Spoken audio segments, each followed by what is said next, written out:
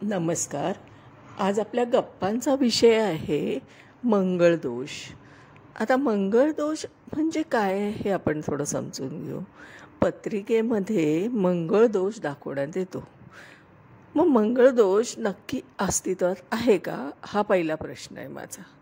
जर असेल तर मग तो अनुभवास येतो का, हा दुसरा प्रश्न. आता असं समजून घेऊया की मंगळदोष म्हणजे काय. तर पत्रिकेमध्ये एका विशिष्ट स्थानांमध्ये जेव्हा मंगळ स्थानापत असतो, जेव्हा स्थानात असतो, त्यावेळेस हा दोष समजला जातो.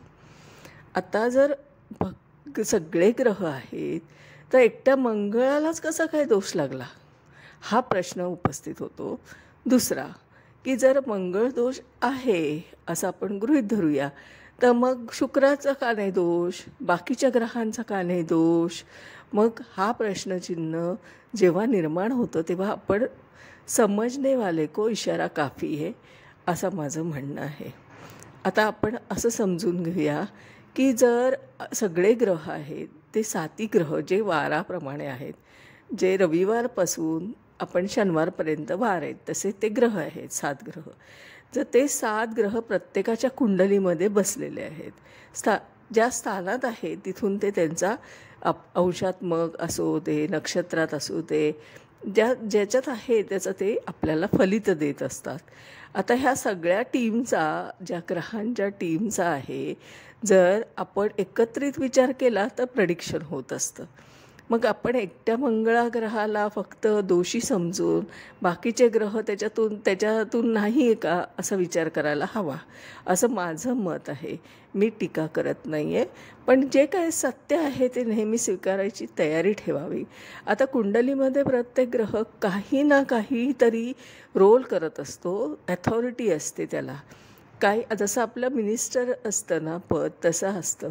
जसं फायनान्स मिनिस्टर आहे, होम मिनिस्टर आहे, तसे सुद्धा ग्रहांना प्रत्येक कुंडलीमध्ये स्थान असतं. आता प्रत्येक कुंडलीमध्ये जर प्रत्येक ग्रहाचं वेगवेगळं स्थान आहे, एकसारखी कुंडलीचं दुसऱ्या कुंडलीशी काही मॅचिंग होत नसतं. ती अथॉरिटी प्रत्येक ज्या डिग्रीप्रमाणे असते आणि प्रत्येक ग्रह हा आपला त्या पत्रिकेत वेगळा रोल करत असतो. असं नाही की शुक्रच हा रोल करेल आणि दुसऱ्याच्या पत्रिकेत तोच ग्रह रोल करेल, असं अजिबात आढळत नाही. हा एक नवीन विचार तुम्ही जरा विचारायला घेतला पाहिजे. आणि दुसरं असं आहे की डोळसपणे आपण काही गोष्टी स्वीकारल्या पाहिजे. जर आपण असं डोळसपणे नाही स्वीकारलं तर आपल्याला खऱ्या अर्थाने फलित करता येणार नाही आणि आपल्याला त्याचे रिझल्ट दिसणार नाही. मग होतं काय की मग ज्योतिषशास्त्र अनुभवास येत नाही असं काहीतरी मग आपल्याला वाटतं आणि मग आपण म्हणतो की हां, काही याच्यात खूपसा आपल्याला अनुभूती येत नाही आहे. पण आपण हे समजून घेत नाही की आपणच नीट अभ्यास करून त्याचा आकलन केलं पाहिजे की नक्की हे ग्रह करतात काय.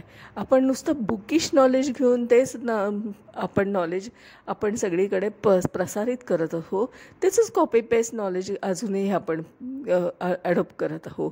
सो जरा थोडा विचार केला पाहिजे की प्रत्येक ग्रह नक्की प्रत्येकाच्या कुंडलीत काय काम करतो.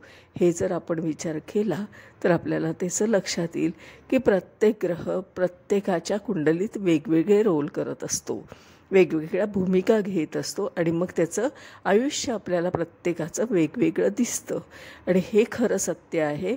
हे ज्योतिषशास्त्रामध्ये जर आपण अभ्यास करत असू तर का हा प्रश्न नेहमी विचारायला शिकला पाहिजे.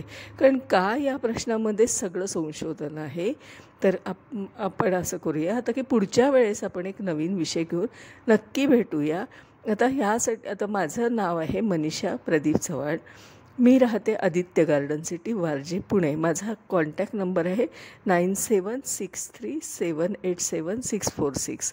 माझं स्वतःचे ज्योतिषशास्त्राचे 3 दिवसाचे फक्त क्लास आहेत. त्याच्यात मी पूर्णपणे प्रिडिक्शन शिकवते, जे की कुठेच शिकवलं जात नाही, कोणी शिकवत नाही. कारण सगळे थिअरी बेस परीक्षा आहेत, थिअरी बेसच सगळा अभ्यास आहे. आपण जर थिअरी करत आहोत ठीक आहे, पण आपल्याला ती ॲप्लाय करता आली पाहिजे आणि त्याच्यासाठी प्रिडिक्शन करता आलं पाहिजे. म्हणून आपण लाईव्ह कुंडली घेतो आणि आपण त्याच्यावर तुम्ही आणलेल्या कुंडलीवरच तो अभ्यास केला जातो आणि त्याच्यातून फलित कसं करायचे याचं एक मार्गदर्शन, एक तंत्र असतं. ते शिकवलं जातं. आणि माझे ऑनलाईन कन्सल्टिंग क्लासेस आहे, कन्सल्टिंग सर्व्हिस आहे. म्हणजे मी जन्मकुंडलीचं विश्लेषण करून मार्गदर्शन करत असते. तुमचे काही प्रश्न असतील की लग्नाच्या संदर्भात, घर घ्यायचं आहे, शिक्षण कोठे होणार आहे, कुठल्याही प्रश्नाचं उत्तर आपल्याला ज्योतिषशास्त्राच्या माध्यमातून शोधता येतं. तर आपण माझ्या जे काय आहे ते ज्योतिषशास्त्राचं जे काही मार्गदर्शन आहे, कुंडली विश्लेषण करून जे मार्गदर्शन आहे, याचासुद्धा आपण लाभ घेऊ शकता. त्याच्यामध्ये फक्त आपल्याला बर्थ डिटेल पाठवावे लागतात, जन्मतारीख, जन्मवेळ आणि जन्मठिकाण. हे 3 गोष्टी फक्त तुम्ही मला व्हॉट्सॲपला पाठवल्या आणि माझी फी आहे फक्त 500 रुपये. आणि मी कुठल्याही त्याच्या व्यतिरिक्त एकही रुपया घेत नाही. त्याच्यामुळे आपण बिनधास्त राहावं, कारण त्याच्यावर कुठलाही खर्च येत नाही आणि आपल्याला योग्य मार्गदर्शन होतं. आपण याचे सगळे रिव्ह्यू गुगलवर जाऊन बघू शकता. माझं गुगलवरचं अकाउंट आहे Manisha astro classes, services and classes, कन्सल्टिंगसी आणि क्लासेस असं जर तुम्ही शोधलं तर तुम्हाला ते गुगलवर पण दिसेल. त्याच्यावर रिव्ह्यू पण आहेत आणि ते रिव्ह्यू वाचून तुम्ही माझ्यावर विश्वास ठेवू शकता आणि अनुभव पण घेऊ शकता. धन्यवाद.